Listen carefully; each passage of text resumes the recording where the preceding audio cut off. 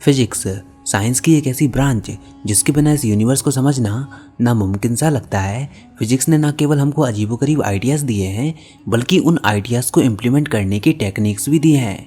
कुछ लोग इसको काफ़ी इंटरेस्टिंग सब्जेक्ट मानते हैं जबकि कुछ लोग इसको काफ़ी बोरिंग समझते हैं। लेकिन मैं आपको बता दूं कि यूनिवर्सल और टेक्नोलॉजिकल पॉइंट ऑफ व्यू से फिजिक्स हमारे लिए काफ़ी इंपॉर्टेंट सब्जेक्ट है। उदाहरण के लिए एक बार आप अपने आसपास नज़र घुमाइए और उन चीज़ों को ऑब्जर्व कीजिए जो कि हमेशा चलती रहती हैं, मोशन में रहती हैं। लाइक आपकी बाइक, आपके घर का फ़ैन, आसमान में उड़ता हुआ एरोप्लेन, रोल करती हुई क्रिकेट बॉल और भी तमाम चीज़ें जिनको आप ऑब्जर्व करते हो वो सब न्यूटन्स के लॉ के द्वारा गवर्न होती हैं। मतलब न्यूटन के 3 लॉस ऑफ मोशन क्लासिकली हो रहे हर एक मोशन को डिफाइन करने के कैपेबल हैं। यानी कि केवल न्यूटन के 3 लॉस के द्वारा हम दुनिया में हो रहे हर एक मूवमेंट को डिफाइन कर सकते हैं। इस बात से ही आप ये अंदाज़ा लगा सकते हो कि न्यूटन के 3 लॉस ऑफ मोशन फिजिक्स में कितने इंपॉर्टेंट है। ये इतने इंपॉर्टेंट हैं कि इंटरमीडिएट लेवल की आधी फिजिक्स इन्हीं लॉस के द्वारा सॉल्व हो जाती है। अब न्यूटन के लॉस की तरह फिजिक्स में हमारे पास ऐसे ही कई सारे आइडियाज़ हैं, लेकिन कुछ आइडियाज़ और थ्योरी इतनी वियर्ड और अमेजिंग होती है कि ना केवल वो हमको फिजिक्स में और डीपर लेकर जाती हैं बल्कि उनके रिजल्ट हमको इस दुनिया के बियॉन्ड सोचने पर मजबूर कर देते हैं। लाइक रिलेटिविटी के द्वारा time travel, teleportation, speed of light travel, worm holes, black holes, multiverse और ऐसे ही तमाम रिजल्ट जो कि हमको इन अजीबोगरीब थ्योरीज के रिजल्ट के फॉर्म में मिलते हैं। तो आज हम फिजिक्स के कुछ ऐसे ही वियर्ड और इंटरेस्टिंग आइडियाज़ और थ्योरीज की बात करेंगे जिन्होंने हमारी फिजिक्स की नॉलेज को एक अलग ही डायमेंशंस पर पहुंचाया है। इन आइडियाज़ ने हमारी फिजिक्स को पूरी तरह से चेंज कर दिया। यहाँ पर आज इस वीडियो में हम टोटल 10 थ्योरीज और आइडियाज़ को कवर करेंगे। हो सकता है इन थ्योरीज को आप पहले से ही जानते हों और पूरा डिटेल में तो नहीं, लेकिन एज अ बेसिक आउटलाइन हम उन सभी आइडियाज़ को कवर करेंगे क्योंकि इनमें से हर एक आइडिया अपने आप में एक पूरा का पूरा सब्जेक्ट है। तो चलिए शुरू करते हैं। Theory number 1, wave particle duality. Matter और वेव जो कि फिजिक्स की 2 सेपरेट ब्रांच हैं, बट वेव पार्टिकल डुअलिटी हमको ये कहती है कि मैटर और वेव दोनों ही एक सिंगल एंटिटी हैं। मतलब मैटर और लाइट के पास वेव और पार्टिकल्स दोनों की प्रॉपर्टी होती है। मतलब जब भी कोई पार्टिकल चलता है तो उस पार्टिकल के संग एक वेव अलाइंग होती है जिसको हम कहते हैं मैटर वेव। ऐसे ही लाइट जो कि एक वेव है, जब लाइट मूव करती है तो उसके पास भी पार्टिकल लाइक प्रॉपर्टीज होती हैं। और क्वांटम मैकेनिक्स के रिजल्ट वेव पार्टिकल डुअलिटी के आइडिया को क्लियर करते हैं कि वेव के पास पार्टिकल जैसी प्रॉपर्टी होती है और पार्टिकल्स के पास वेव लाइक प्रॉपर्टीज होती है। वेव पार्टिकल डुअलिटी के द्वारा क्वांटम मैकेनिक्स का एवोल्यूशन पॉसिबल हो पाया। इसी कारण वेव पार्टिकल डुअलिटी फिजिक्स की काफ़ी इंपॉर्टेंट और वियर्ड थ्योरी है। वियर्ड क्यों है? क्योंकि इसकी स्टेटमेंट ये कहती है कि पार्टिकल पार्टिकल नहीं बल्कि वेव है और वेव वेव नहीं, असल में पार्टिकल है। तो अगर आप भी मूव करते हो तो आपके संग भी एक वेव एसोसिएटेड होती है जिसको हम कहते हैं मैटर वेव। नाउ अब आते हैं दूसरी थ्योरी पर। सेकंड थ्योरी है Einstein theory of relativity. I know काफ़ी सारे लोग इसको काफ़ी अच्छे से जानते होंगे। आइंस्टीन की थ्योरी ऑफ रिलेटिविटी बेसिकली इस प्रिंसिपल पर बेस्ड है कि फिजिकल लॉज हर एक ऑब्जर्वर के लिए सेम होते हैं। लाइक स्पीड ऑफ लाइट हर एक फ्रेम ऑफ रेफरेंस में सेम होती है, यानी कि कांस्टेंट होती है। अब आप जानते ही होंगे कि थ्योरी ऑफ रिलेटिविटी के रिजल्ट कितने इंपॉर्टेंट हैं। इसने हमको रिलेटिव मोशन की काफ़ी क्लियर पिक्चर दी। ना केवल इसमें रिलेटिव मोशन काफ़ी इंपॉर्टेंट है बल्कि रिलेटिविटी ने हमको हायर वेलोसिटी में होने वाले इवेंट्स की मैथमेटिकल इक्वेशन भी प्रोवाइड की है। थ्योरी ऑफ रिलेटिविटी ने मैथमेटिकली हमको ये प्रूव किया है कि टाइम डायलेशन पॉसिबल है, लेंथ कॉन्ट्रैक्शन पॉसिबल है।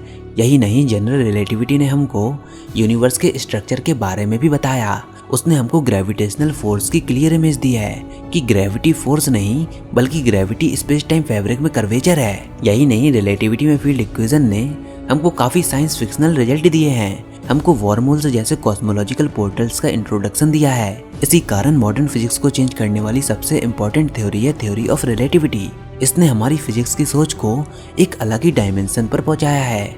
इससे पहले हमने टाइम ट्रेवल करने के बारे में केवल सोचा ही था, बट थ्योरी ऑफ रिलेटिविटी की वजह से आज हम ये बात जानते हैं कि क्यों फास्ट मूविंग ऑब्जेक्ट्स के लिए समय की रफ्तार धीमी हो जाती है। इसी कारण थ्योरी ऑफ रिलेटिविटी फिजिक्स में मोस्ट इम्पॉर्टेंट है। नाउ तीसरे नंबर पर आती है quantum probability and measurement problem. देखिए, क्वांटम मैकेनिक्स को मैथमेटिकली श्रोडिंगर इक्वेशन के द्वारा डिफाइन किया जा सकता है। दरअसल श्रोडिंगर इक्वेशन का सॉल्यूशन हमको किसी पॉइंट पर क्वांटम पार्टिकल्स के होने की प्रोबेबिलिटी का प्रेडिक्शन देता है, और ये प्रोबेबिलिटी फंडामेंटल होती है, ना कि किसी रिजल्ट को इग्नोर करने से आती है। जैसे ही एक सर्टेन पॉइंट पर हम मेजरमेंट करते हैं तो हमको एक डेफिनेट रिजल्ट मिलता है। मतलब कोई भी क्वांटम पार्टिकल बेसिकली अपने वेव फॉर्म में होता है। मतलब अगर इलेक्ट्रॉन न्यूक्लियस के अराउंड मूव कर रहा है तो वो पार्टिकल की तरह नहीं बल्कि वेव की तरह मूव करेगा। अब उस वेव के अंदर इलेक्ट्रॉन कहाँ पर होगा इसके बारे में हम नहीं बता सकते। अब सपोज आपको किसी पॉइंट पर यह पता करना है कि क्या यहाँ पर इलेक्ट्रॉन हो सकता है, तो श्रोडिंगर इक्वेशन का सॉल्यूशन हमको उस पॉइंट पर इलेक्ट्रॉन के मिलने की प्रोबेबिलिटी देता है। चांसेस देता है कि यहाँ पर इलेक्ट्रॉन के पाए जाने के इतने % चांसेस हैं। एक्चुअल रिजल्ट हम नहीं बता सकते। अब मेजरमेंट प्रॉब्लम हमको ये कहती है कि क्वांटम थ्योरी कम्प्लीटली डिफाइन नहीं करती कि कैसे हमारा एक्ट ऑफ ऑब्जर्वेशन, कैसे हमारा एक्ट ऑफ मेजरमेंट पार्टिकल की स्टेट को चेंज कर देता है।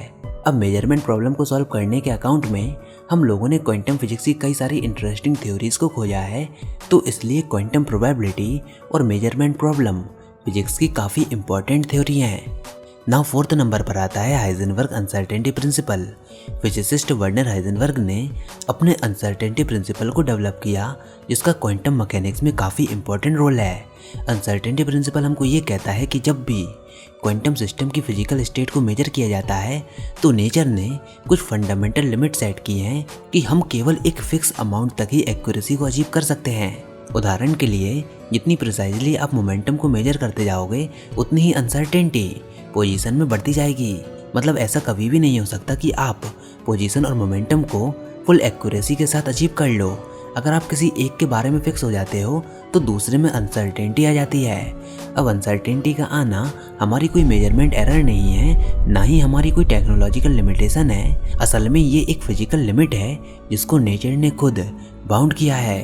वैसे है तो ये काफ़ी simple principal, but quantum physics के लिए ये एक टर्निंग पॉइंट है, क्योंकि भले ही कोई भी सिस्टम हो, चाहे वो particle in the box, harmonic oscillator, potential well या फिर कोई भी क्वांटम सिस्टम हो, हर एक कंडीशन में अनसर्टेनिटी प्रिंसिपल वैलिड होता है।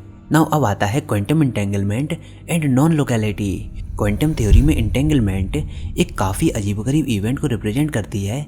जब दो क्वांटम सिस्टम आपस में इंटेंगल्ड होते हैं तो उन दोनों की प्रॉपर्टीज आपस में किसी तरह मिस्टीरियसली इंटेंगल्ड हो जाती हैं। लाइक अगर किसी पहले ऑब्जेक्ट को मेजर किया जाता है तो उसका श्रोडिंगर वेव फंक्शन एक सिंगल स्टेट में कोलैप्स हो जाता है, और एट द सेम टाइम दूसरे ऑब्जेक्ट का भी वेव फंक्शन उसके अपोजिट स्टेट में कोलैप्स हो जाता है। कोई फर्क नहीं पड़ता कि वो दोनों ऑब्जेक्ट कितने दूर हैं। लाइक दो पार्टिकल्स को कंसीडर कीजिए, दोनों में से ही किसी भी पार्टिकल का स्पिन अप हो सकता है या फिर डाउन हो सकता है। तो मान लीजिए अगर आप पहले पार्टिकल को ऑब्जर्व करते हो तो मान लेते हैं उसका स्पिन आता है डाउन स्पिन, लेकिन एट द सेम टाइम दूसरा पार्टिकल जो कि यूनिवर्स के दूसरे कोने पर मौजूद है, ऑटोमेटिकली इंटेंगलमेंट के कारण उसका स्पिन अप हो जाता है। मतलब मिस्टीरियसली इंटेंगल्ड पार्टिकल को ये पता चल जाता है कि अगर एक का स्पिन अप है तो ऑटोमेटिकली दूसरे को अपनी स्पिन अपोजिट डायरेक्शन में रखनी होगी, उसके अपोजिट अपनी स्टेट को मेंटेन करके रखना होगा। इसी कारण अल्बर्ट आइंस्टीन ने क्वांटम इंटेंगलमेंट को spooky action at a distance का नाम दिया है। क्वांटम इंटेंगलमेंट के द्वारा टेलीपोर्टेशन अचीव कराने की पॉसिबिलिटी भी जन्म लेती है। नाउ 6th नंबर पर आती है यूनिफाइड फील्ड थ्योरी। फिजिक्स में यूनिफाइड फील्ड थ्योरी ने क्वांटम फिजिक्स और थ्योरी ऑफ जनरल रिलेटिविटी को आपस में जोड़ दिया है। यूनिफाइड फील्ड थ्योरी के अंदर कई सारी थ्योरीज इंक्लूडेड हैं। कई सारी थ्योरीज आती हैं जैसे कि quantum gravity, string theory, super string theory, M theory, theory of everything and loop quantum gravity. अब इनमें से हर एक थ्योरी अपने आप में काफ़ी एडवांस और काफ़ी हाईली मैथमेटिकल थ्योरी है। इसमें से कुछ हमको एक्स्ट्रा डायमेंशन के प्रेडिक्शन देती हैं और कुछ थ्योरी ऑफ एवरीथिंग को डेवलप करने की पॉसिबिलिटीज़ को जन्म देती है। सो फील्ड थ्योरी क्वांटम फिजिक्स और रिलेटिविटी के बाद मॉडर्न फिजिक्स का सबसे एडवांस टॉपिक है। इसी कारण यूनिफाइड फील्ड थ्योरी फिजिक्स की one of the most greatest remarkable theory है, जिस पर आज लगातार रिसर्च हो रही है। नाउ 7th नंबर पर आती है बिग बैंग थ्योरी। जब एल्बर्ट आइंस्टीन ने अपनी थ्योरी ऑफ जनरल रिलेटिविटी को डेवलप किया तो उसमें से एक प्रेडिक्शन यूनिवर्स के एक्सपेंशन का भी था और यूनिवर्स के एक्सपेंशन के आइडिया को सुनकर जॉर्ज लिमेटेड ने यह ऑब्जर्व किया कि अगर यूनिवर्स का एक्सपेंशन हो रहा है तो उसका जन्म भी एक सिंगल पॉइंट से होना चाहिए। इसके बाद इस थ्योरी का नाम बिग बैंग फ्रेड हॉयले ने रखा जब वो अपने रेडियो ब्रॉडकास्टिंग थ्योरी पर वर्क कर रहे थे। इसके बाद एडविन हबल ने गैलेक्सीज के रेड शिफ्ट को ऑब्जर्व किया और रेड शिफ्ट का होना ये इंडिकेट करता है कि गैलेक्सीज हमारी पृथ्वी से दूर जा रही हैं। रेड शिफ्ट ने यूनिवर्स की एक्सपेंशन थ्योरी को काफ़ी सपोर्ट दिया। 1965 में कॉस्मिक बैकग्राउंड माइक्रोवेव रेडिएशन ने लेमेटर की थ्योरी को सपोर्ट किया और इसके बाद द बिग बैंग थ्योरी हमारे यूनिवर्स के ओरिजिन और बर्थ को समझाने वाली सबसे मोस्ट एक्सेप्टेड है, क्योंकि अभी तक जैसे ऑब्जर्वेशन हमको दिख रहे हैं उससे यही बात साबित होती है कि यूनिवर्स का जन्म एक सिंगल पॉइंट से हुआ था और बिग बैंग के बाद से लगातार हमारे यूनिवर्स का एक्सपेंशन हो रहा है, जिसका इंडिकेशन हमको आज भी देखने को मिल रहा है। इसलिए बिग बैंग थ्योरी फिजिक्स की काफ़ी इंपॉर्टेंट थ्योरी है। अब 8th नंबर पर आता है डार्क मैटर और डार्क एनर्जी। क्या हुआ, हम लोगों ने काफ़ी डिस्टेंस पर एस्ट्रोनॉमिकल ऑब्जर्वेशन की, अलग अलग गैलेक्सीज को ऑब्जर्व किया, उनको सिमुलेशन किया, उनके डेटा को इंटरप्रेट किया, तो हमको ये मालूम पड़ा कि फंडामेंटल फोर्स ऑफ फिजिक्स यानी कि ग्रेविटेशनल फोर्स हमारी कैलकुलेटेड ऑब्जर्वेशनल डेटा से मैच नहीं कर रहा था। इसी कारण इस बात ने वैज्ञानिकों को सोचने पर मजबूर कर दिया कि यहाँ पर एक अनडिटेक्टेड फॉर्म ऑफ मैटर है जिसको हम डिटेक्ट नहीं कर पा रहे हैं, जिसका नाम डार्क मैटर रखा गया। इसी के साथ ही साथ जिस तरह डार्क मैटर होता है उसी तरह डार्क एनर्जी का एविडेंस भी सामने आया। अभी की एस्टिमेशन ये बताती है कि हमारे यूनिवर्स का 70% ऑफ द हिस्सा डार्क एनर्जी से मिलकर बना हुआ है, 25% डार्क मैटर है और केवल 5% विजिबल मैटर और एनर्जी है जिसको हम पूरे यूनिवर्स में ऑब्जर्व करते हैं। डार्क मैटर और डार्क एनर्जी फिजिक्स के कुछ ऐसे टॉपिक है जिनके बारे में हम अभी ज़्यादा कुछ नहीं जानते। इसी कारण फिजिक्स में ये हमारे लिए मिस्टीरियस बने हुए हैं। कुछ लोगों का यह भी मानना है कि डार्क मैटर और डार्क एनर्जी को यूटिलाइज करने से हम काफ़ी एडवांस टेक्नोलॉजी को अचीव कर सकते हैं। अगर आप डार्क मैटर और डार्क एनर्जी के बारे में और जानना चाहते हो तो आप हमारे चैनल को चेकआउट जरूर कीजिएगा, मैंने उन पर ऑलरेडी वीडियोस बनाई हैं। नाउ अब 9th नंबर पर आती है क्वांटम कॉन्शियसनेस। क्वांटम फिजिक्स की मेजरमेंट प्रॉब्लम को सॉल्व करने के अटेम्प्ट में फिजिसिस्ट प्रॉब्लम ऑफ कॉन्शियसनेस पर जा पहुंचे हैं। हालांकि कुछ वैज्ञानिक इसको इग्नोर करना चाहते हैं, लेकिन ऐसा मालूम पड़ता है कि जरूर कुछ लिंक है एक्सपेरिमेंट के कॉन्शियस चॉइस में और एक्सपेरिमेंट के आउटकम्स में। ऐसा मालूम पड़ता है कि मेजरमेंट प्रॉब्लम में क्वांटम पार्टिकल्स को कॉन्शियसली ये पता चल जाता है कि एक्सपेरिमेंट की कॉन्शियस चॉइस क्या है और उसका आउटकम क्या होना चाहिए। कुछ फिजिसिस्ट जैसे कि रॉजर पेनरोस ये मानते हैं कि हमारी अभी की फिजिक्स कॉन्शियसनेस को एक्सप्लेन नहीं कर सकती और कॉन्शियसनेस का लिंक जरूर अजीबोगरीब क्वांटम रियल्म से जुड़ा हुआ है। क्वांटम कॉन्शियसनेस की प्रॉब्लम हमको टेलीपोर्टेशन करने से भी रोकती है, क्योंकि सपोज अगर आप टेलीपोर्टेशन मशीन बना भी लेते हो और आपने पूरी ह्यूमन बॉडी को किसी तरह से कॉपी भी कर लिया, डीएनए के स्ट्रक्चर को कॉपी करके दूसरी जगह पर पेस्ट भी कर लिया, लेकिन सबसे बड़ा सवाल तो यही है कि आखिर हम कॉन्शियसनेस को कैसे डेवलप करेंगे, कॉन्शियसनेस को कैसे कॉपी और पेस्ट करेंगे। वैज्ञानिकों का मानना है कि जरूर कॉन्शियसनेस का जवाब क्वांटम रियल्म से जुड़ा हुआ है। नाउ 10th थ्योरी है एंट्रोपिक प्रिंसिपल। फिलहाल एंट्रोपिक प्रिंसिपल की बात हम इस वीडियो में तो नहीं करेंगे, उसके लिए मैं एक सेपरेट वीडियो बनाऊंगा। अगर आप उसको देखना चाहते हो तो कमेंट सेक्शन में लिखकर जरूर बताइए। तो ये थी फिजिक्स की कुछ इंपॉर्टेंट थ्योरीज और आइडियाज़। आपका इनके बारे में क्या सोचना है हमको कमेंट सेक्शन में लिखकर जरूर बताइए।